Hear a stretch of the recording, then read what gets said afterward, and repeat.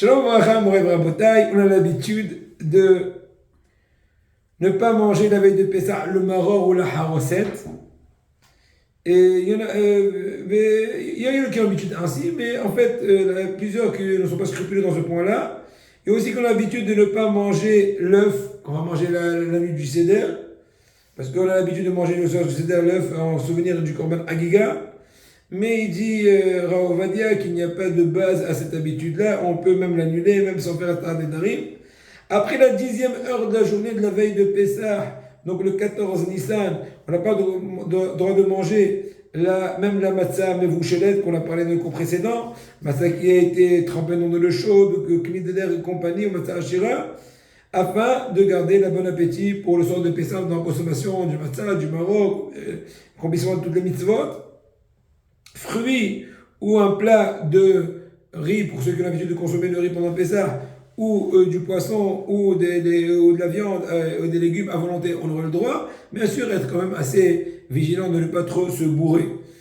Celui qui sait que même une petite consommation risquerait de lui nuire à l'appétit, eh bien, il n'a pas le droit de consommer même un petit chouïa cette veille-là de Pessah, afin de pouvoir bien consommer, surtout la matzah qui est une mitzvah min Torah, même aujourd'hui, qu'on appelle le Beth Amikdash, le soir de Pessah.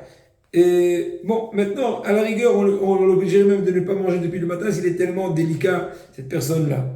On n'a pas le droit de faire des travaux la veille de Pessah depuis le midi, donc du 14 Nissan, et même si pour l'intérêt de Yom Tov, c'est un travail.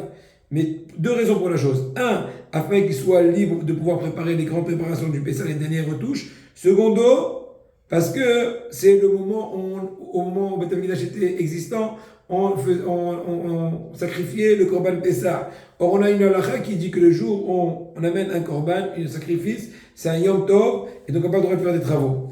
L'interdiction de faire des travaux, c'est que des travaux complets, comme par exemple, un tailleur qui est en train de confectionner un costume, etc. Mais des travaux qui ne sont pas un travail complet, comme par exemple faire des retouches dans un habit, ou des raccommodages, je n'en sais rien. On a le droit quand c'est pour le but de la fête, après le midi, même après le midi du 14.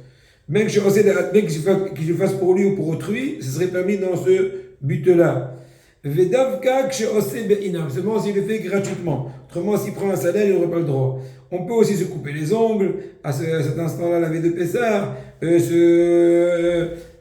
cirer les chaussures, faire le repassage, même après le Hatzot. C'est bien de préparer auparavant pour être un peu plus libre.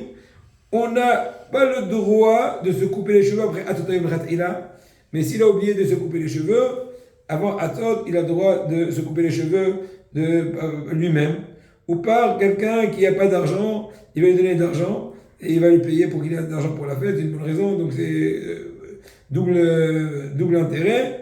Et se raser la barbe, sans rentrer dans les conseils, est-ce qu'ils vont lui faire grandir la barbe ou pas, mais en tout cas, celui qui veut se tailler la barbe, sans se la raser, c'est bien de le faire avant Hatzot Hayom, et s'il n'a pas eu le temps, il peut le faire même après le Hatzot du 14 Nissan. On a l'habitude de un peu diminuer tout le business, même à Hatzot, même après le Hatzot, qu'on aura le droit de faire le business, on diminue un peu, et c'est bien même depuis Min Aktana. Maintenant, il y a une mitzvah de se coiffer, de se couper les cheveux, etc.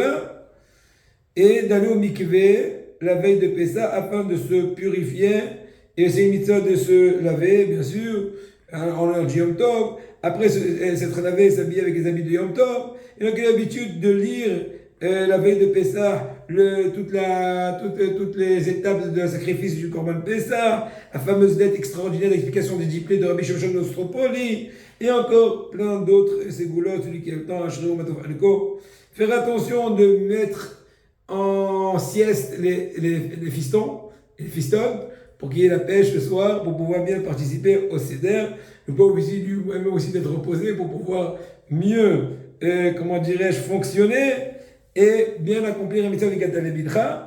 Par rapport aux préparations de l'Ela Seder, on finit un peu. Les préparations de l'Ela Seder, il faut déjà, en pleine journée, préparer les choses, des fois qu'on oublie un peu. Primo, où il va s'asseoir. qu'ils soient bien un endroit où on pourra bien s'accouder, préparer des verres avec la bonne mesure, au moins de 86 grammes, préparer du jus de raisin, ouvrir les bouteilles de jus de raisin ou de vin pour les 4 verres, et préparer aussi les mesures des matzot yad pour les kazetim, pour les différentes consommations qu'on verra dans la seder, au moins un peu plus de 27 grammes chaque sakit, chaque mesure pour les distribuer ensuite aux participants pour ne pas être éparpillés. Le carpas, le céleri, un mètre, l'eau salée ou l'eau avec du vinaigre pour faire trempage du carpas. La hassa, les 2 kazetotes, 2 fois kazaïd de hassa, donc de la laitue, avec hercher, etc., bien lavé. Préparer donc des sachets pour chacun. Haroset, pour pouvoir tremper dedans le maror. Zeroa, c'est le morceau de viande qu'on va mettre aussi dans le plateau du seder. N'oublie pas de préparer aussi un œuf bouilli pour le mettre aussi dans le plateau du seder. Préparer une agada pour chacun. En général, plusieurs fois on oublie cela. Chacun va commencer 2 pour 1, pour 3. Et préparer des petits pécanards pour les enfants, des petits piscis, non pas piscis, attendez, j'ai fait ça. Et des chips, des égozim, etc. pour attirer leur attention, pour les laisser un peu que les oreilles écoutent et ils sont en train voilà, ils tasquent. Préparer bien la kehara et ensuite bien préparer la table le mieux possible.